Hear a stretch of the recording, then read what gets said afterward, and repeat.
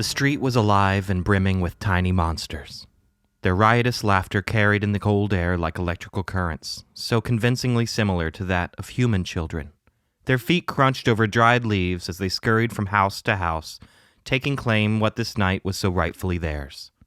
To any observers, those creatures really were children, but to Sadie, they were monsters. To her, their cheerful whoops and chatter were distorted into realms of hellish perversion by their own reverberations. The sound bounced off the street and into dark realms of her own imagination. It was Halloween night, and Sadie sat alone on the curb with a plastic pumpkin by her side, half full of the night's candy. She was 11 and had never taken herself trick-or-treating alone before, and as the hour drew late, she was starting to regret ever having gone at all. Sadie was dressed in a homemade costume, pink from head to toe with some extra lacy material tucked into a belt to create a makeshift ball gown. The costume looked like what it was, something a child put together last minute. Sadie watched with anxious jealousy as the other children in their costumes and monster masks ran to collect candy from each door, then laughed as they ran back to their parents waiting patiently at the sidewalk. Together again, they all walked down the street. Maybe they weren't really monsters, but they still made her feel uncomfortable. A kind of uncomfortable sadness that Sadie didn't fully understand. To her, it seemed like there was something besides candy that everyone else was getting out of this night. Something that was not only out of her realm of understanding, but hopelessly out of her reach. Sadie reached into the pumpkin, pulled out a small, fun-sized candy bar, and unwrapped it. She was about to bite the chocolate in half when she stopped. She pulled back, revolted, as she eyed the edge of a rusty razor blade sticking out from the side of her chocolate bar. She had been only a moment away from putting it right into her mouth and biting down. She imagined the carnage she could have inflicted inside herself had she actually done it. She imagined screaming as blood flowed in thick, chocolatey rivers from her mouth. She imagined how parents nearby would hold their children back and walk briskly in the other direction. She imagined bleeding and crying all alone on the curb until someone came and found her, maybe the next morning, long after she had died. Just then, a little boy in a devil mask ran from the street and over the curb past Sadie, bumping into her plastic pumpkin. The pumpkin rolled halfway on its side, nearly spilling its contents onto the street, then rolled back and rebalanced itself. "Sorry," the devil boy yelled as he vanished into the night. Sadie turned to watch him go and then back to her candy bar, ready to toss it away. Looking again at the chocolate in her hand, she could see now there was no razor blade at all. There almost certainly never was, Sadie thought to herself. Just something her silly mind had made up to scare her. It was always doing things like that, and tonight was Halloween after all. With some remaining suspicion, she took a bite of the candy bar and found it indeed to be safe. Then she finished it in 2 more quick bites. As she chewed the chocolate joylessly, she heard the voice of her daddy inside her head as she replayed the events from earlier that evening. "The hell are you supposed to be? Ballerina?" Sadie's daddy said from his recliner. In front of him, the television was on some sports game. He pulled the tab open on a can of beer, making a metallic clacking sound that Sadie had learned to hate. She noted there was already 2 empty cans sitting by the base of his chair. Harrow's Supreme, his favorite brand. She was sure this was only the beginning, and the cans would grow into a small mountain by the end of the night. "I'm a princess," Sadie responded in a tiny voice. "Uh-huh," her daddy responded, never taking his eyes away from the television. He took a long, full drink from his Harrow's Supreme. "So will you take me?" Sadie asked. "Take you where?" her daddy said without a second thought. For a moment, Sadie could only stare at him. Could he really not understand? Did he really not know what tonight was? "Trick-or-treating. Why do you think I'm dressed like this?" Sadie said with some genuine frustration. Her daddy turned his head slightly from the TV to give her a look that said not to try his patience. "Dance recital or something," he said dismissively as he returned his gaze to the screen. "I don't take dance, Daddy. It's Halloween. Will you please take me?" Her daddy slammed his hand holding the can of Harrow's Supreme down onto the arm of his chair, making a muffled thudding sound and sending a spray of beer out of the top of the can. "Does it look like I'm going to take you trick-or-fucking-treating? Go on your own if it means so much to you. You're old enough," he said, taking another drink of beer as if it was all he could do to extinguish the anger starting to kindle inside of him. For all she knew, maybe it did. Sadie didn't know if she was really old enough or not, but she didn't want to miss trick-or-treat, so she turned without another word of protest and went out alone.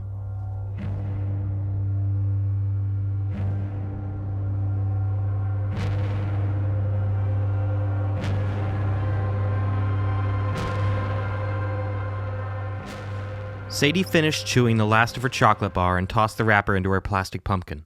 She had gone house to house for maybe 45 minutes, but was starting to think about just going home.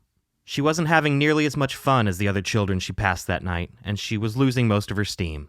But going back home to her daddy and his growing mountain of beer cans didn't feel like it would be any better. She decided there was no harm in having another piece of candy or two and trying a few more houses. Reaching into her pumpkin, Sadie noticed the distant sound of music. Something classical and waltzy, like something you might see a couple ballroom dancing to in an old movie. Someone must be playing it from a portable speaker or a phone, Sadie thought, but something about the music felt off, like everything was slightly out of tune or the orchestra had been a little drunk when they recorded it. Either way, it was a strange kind of music for someone to be playing on Halloween night, so she glanced up to see if she could find where it was coming from. She didn't see anyone carrying a stereo, but something did catch her eye. Not something, but someone, across the street, standing as motionless as a statue. The man was unusually tall and standing under a lone yellow streetlight. Sadie thought he might be staring at her, but it was impossible to tell because of the awful mask he wore. It was like the head of a goat, with vacant, milky white eyes that even from across the street seemed to be miles deep. Then Sadie's eyes moved across the things that caught her attention in the first place, the elaborate set of antlers reaching out from the animal's skull. Antlers that seemed like they belonged on a deer of some kind, but not a goat. Part of what made the thing so unnerving was how the head and the antlers almost seemed to go together, but not quite. Like there had been a slight mix-up at the factory. The thing that really made the mask so awful to behold was how sickeningly realistic it was.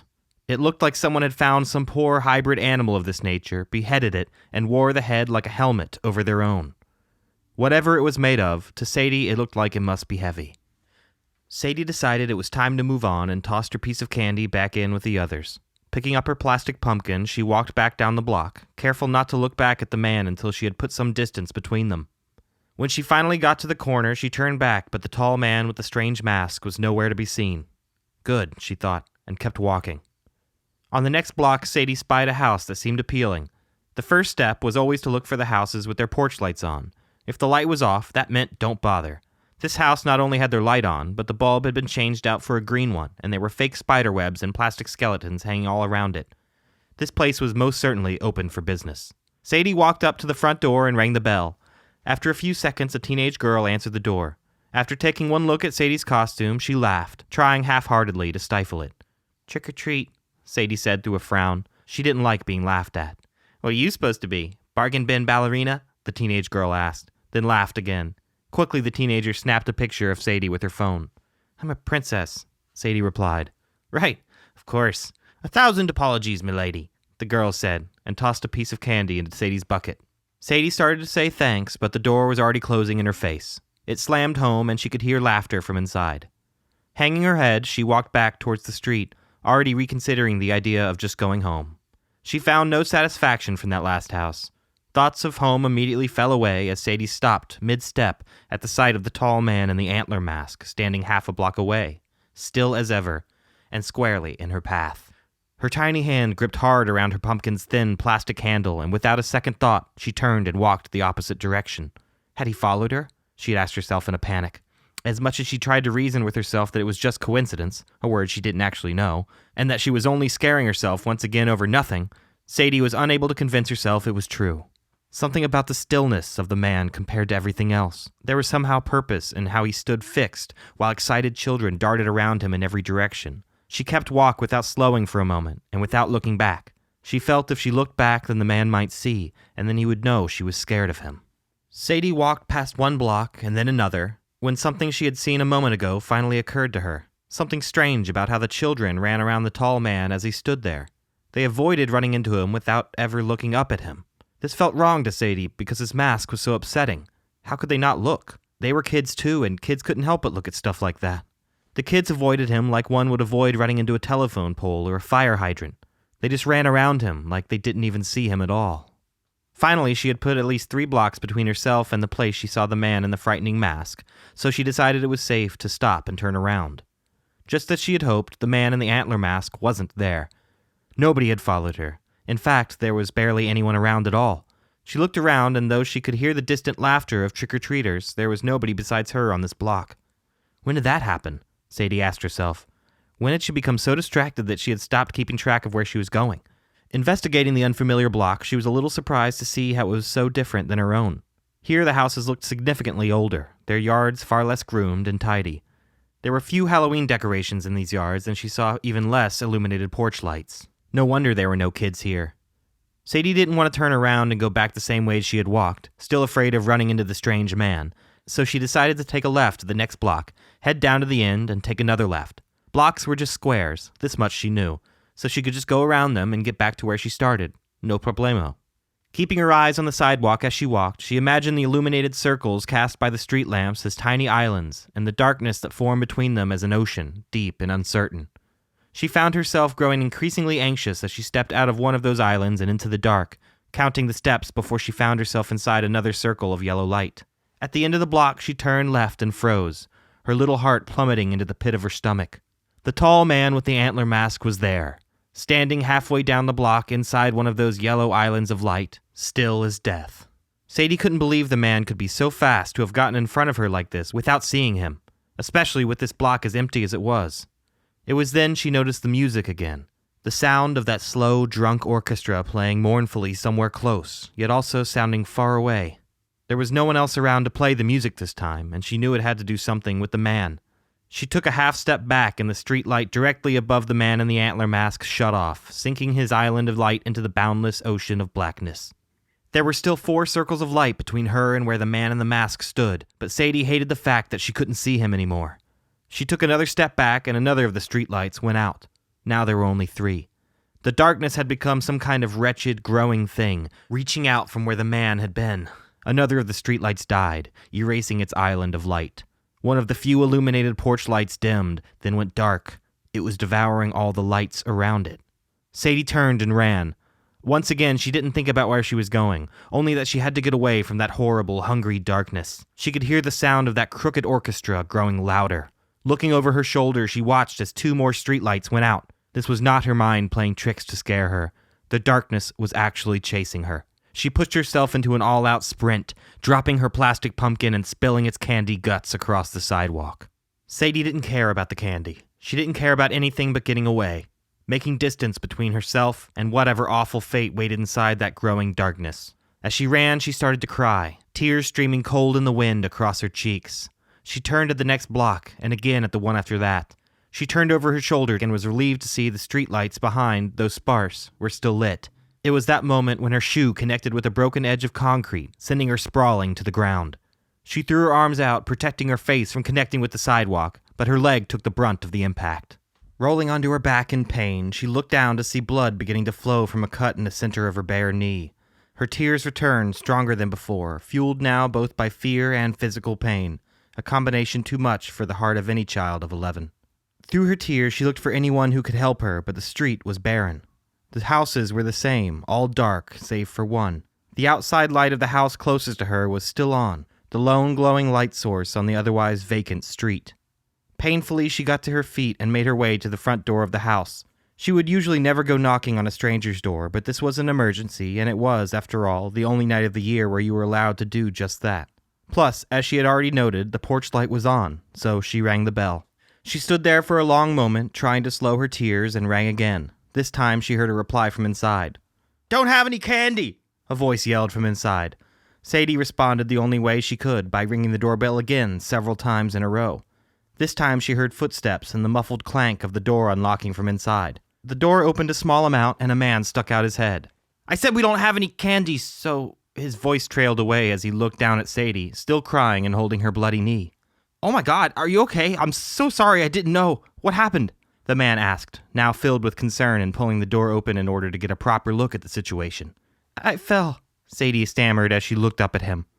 He was an average-sized man, leaning into the skinny side, with short brown hair and large staring eyes that reminded Sadie of a character from the Lord of the Rings movies, the one who was always crawling around crooning about his precious. "I cut my leg. It really hurts." "It's okay," the man said, kneeling down to inspect the cut. "Where are your parents?" "At home. I was running and there was a man in a mask and he..." Sadie started to explain, bringing up a fresh new wave of tears. It's okay. Come on inside and we'll get you fixed up," the man said, helping Sadie inside and closing the door behind them, returning the street to its former quiet. A moment later, the porch light in the house flipped off.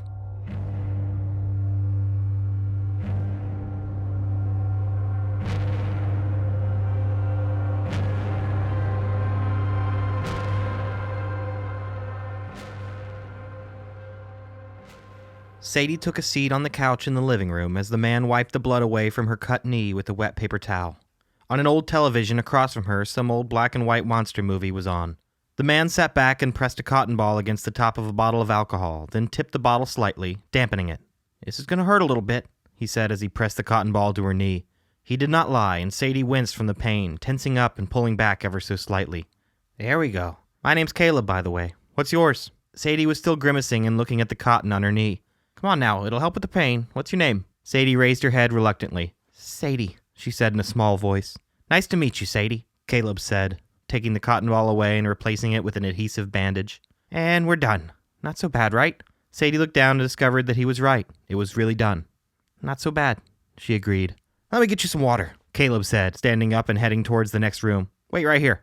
A moment later, he was gone in the next room, which Sadie assumed must be the kitchen. The sting from her cut finally fading away, Sadie got her first opportunity to look around and take in the space in which she now sat. At first, there seemed to be nothing strange about the place at all, until Sadie took a mental step back and realized, in fact, everything was a little strange. Strange maybe wasn't the right word, but rather to Sadie, everything in the house seemed too old. The TV was one of those old, fat tube televisions, the walls papered with striped floral patterns and decorated with pastel paintings set in thick wooden frames. This place looked like somewhere her grandparents might live, but not someone as relatively young as Caleb appeared to be.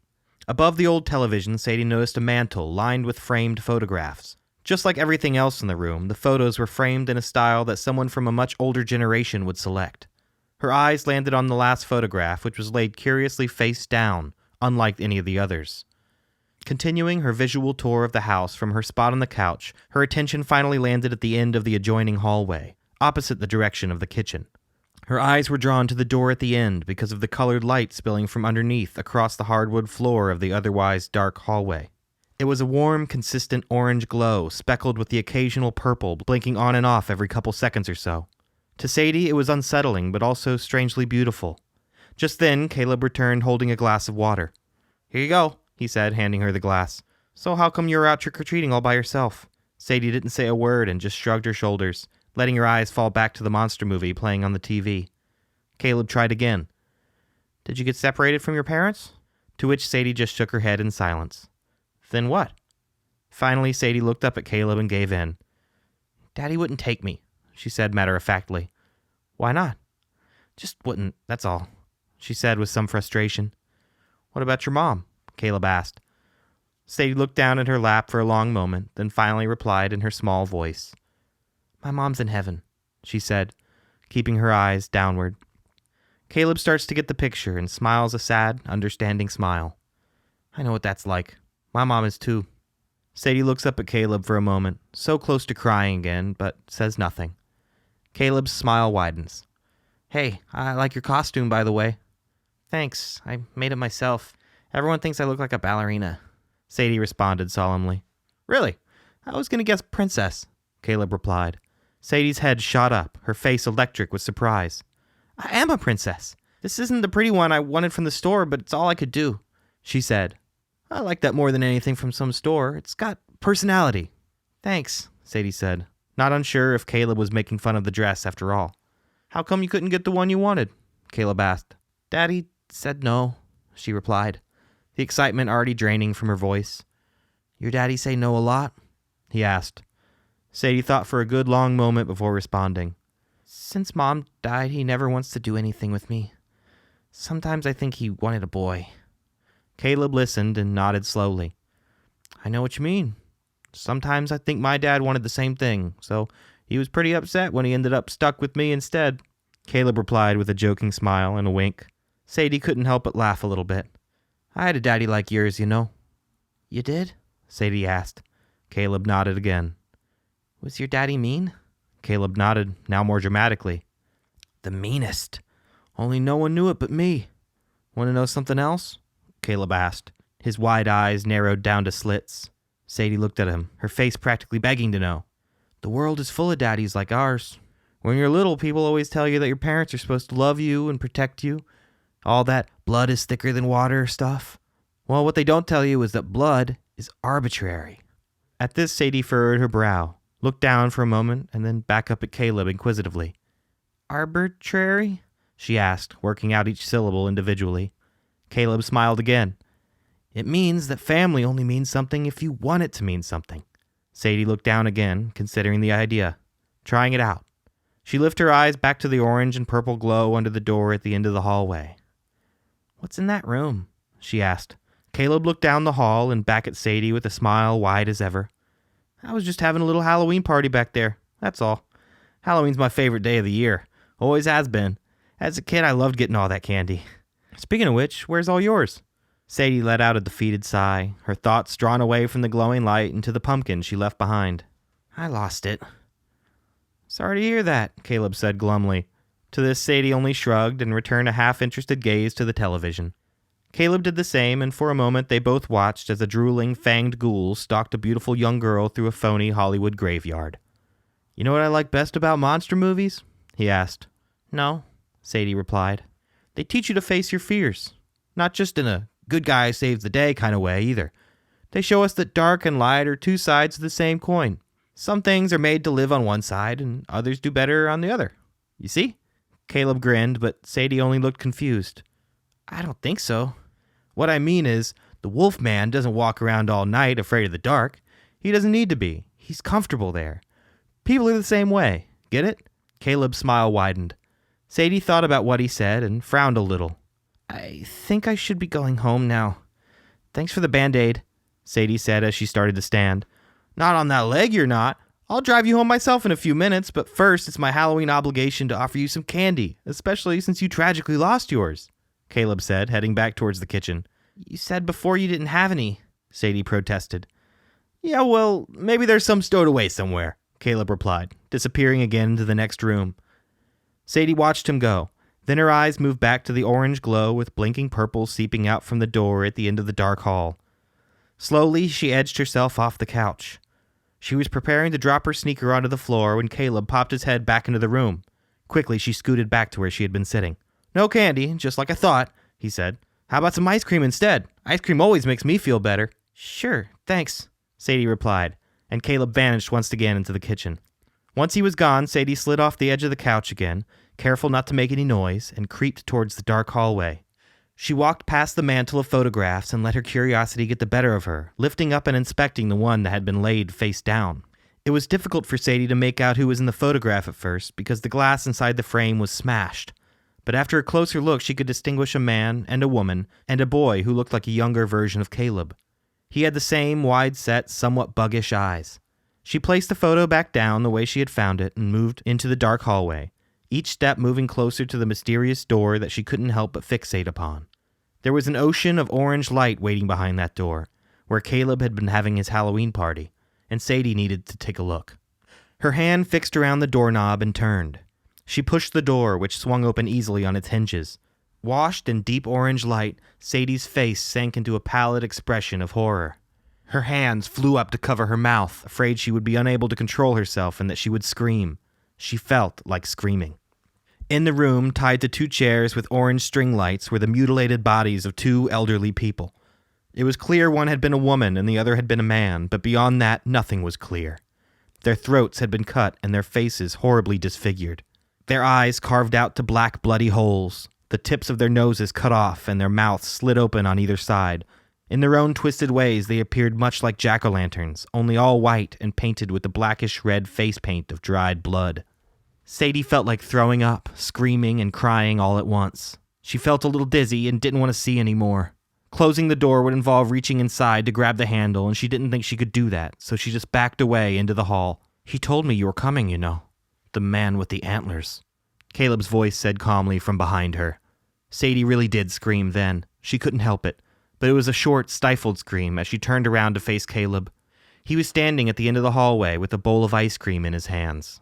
"He helped me. He can help you too. Look at him as our mutual benefactor." "Please," Sadie begged, "let me go." "Let you go?" Caleb asked with genuine confusion and what Sadie thought might actually be a little hurt. "Don't you see that you were brought to me for a reason?" "I just want to go home," Sadie pleaded. Caleb smiled again and took a few steps towards her. "I was hoping you would join my Halloween party." Caleb held out the bowl in front of him. "Come on now. Don't you want some ice cream?" Sadie burst into a sprint, something Caleb was not expecting. She reached out and knocked the bowl of ice cream into his face, gaining her the advantage she needed to run past him and into the living room. Her legs carried her in great strides across the floor, any trace of her previous pain evaporated. She reached the front door, grabbed the handle, and turned it, but it would not budge. She tried again, harder this time, but with the same result. Locked. Sadie spun around as Caleb emerged from the hallway, casually licking some spilled ice cream off his hand. Reaching into his pocket, he produced an old key. "Won't get too far without this, but calm down. I don't want to hurt you," Caleb said in his best negotiator voice as he returned the key to his pocket. "Who are they? The people back there?" Sadie asked frantically, unsure what was coming next. "I'm so sorry. I'm terrible at introductions. That was my mom and dad," Caleb said, walking over to the mantel and picking up the face-down photograph and setting it back up, staring at its shattered image with no small amount of nostalgia. "Remember how I said my daddy was mean? Well, my mother was just as bad. She was bad because she let it happen. No matter what my father did, she just stood by and went into the kitchen to make tea. To make fucking tea. I hated them for it. I grew up and moved away, but deep down I was always a scared little boy, and no matter where I went, most of me would always be stuck right here."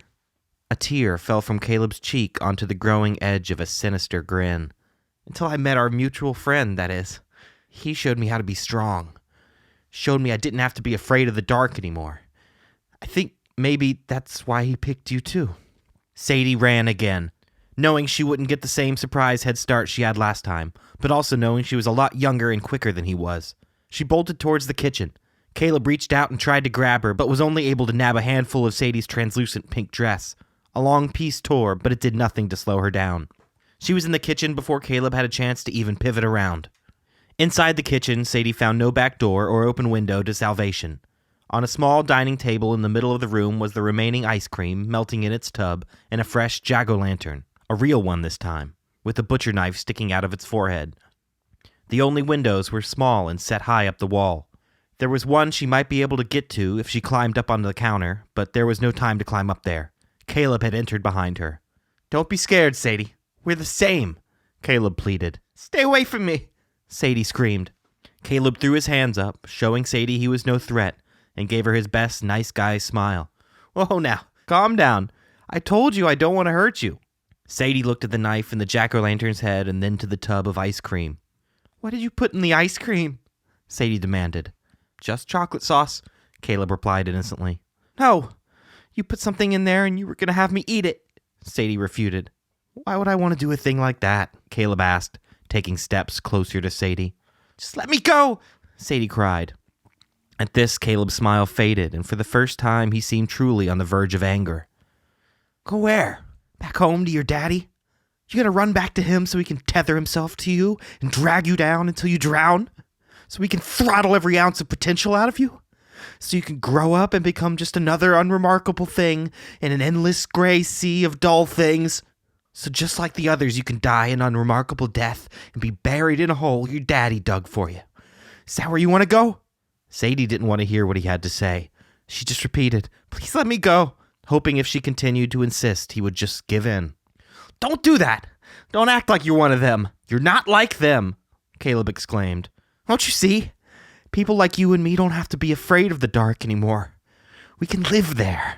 Caleb tried to bring a comforting smile back to his lips, but it only resulted somehow in making him appear more grotesque. Sadie grabbed the back of one of the dining table chairs and thrust it at Caleb's legs.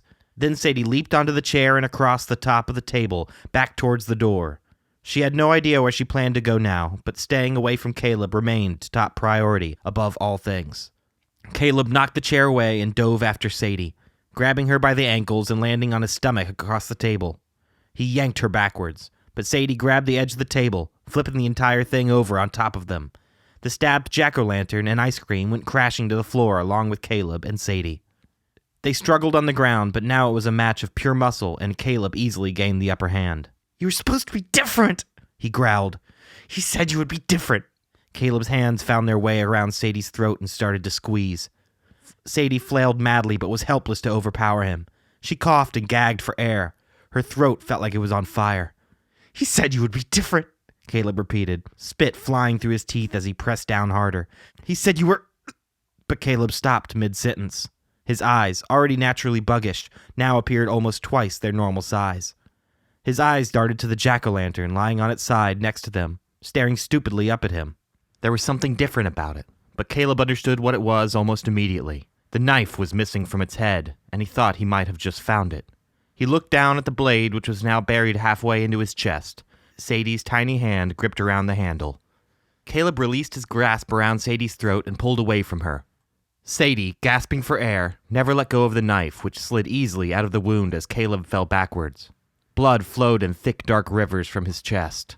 Sadie, her throat burning and red, moved across the floor as far away from him as she could, using her one hand to keep the knife outstretched in case he came back for her, which he did not. Caleb's chest hitched as he struggled to pull oxygen through tides of bubbling blood.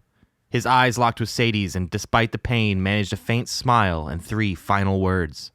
"I knew it," Caleb said, letting out his last breath. His smile faded into a slack expression of vacant wonder, his eyes staring out into nothing. Sadie sat and watched him for another several minutes to make sure he was really dead, but all that time she did not cry. She never even felt close. After a small eternity, Sadie crawled over to him, reached into his pocket, and pulled out the old key.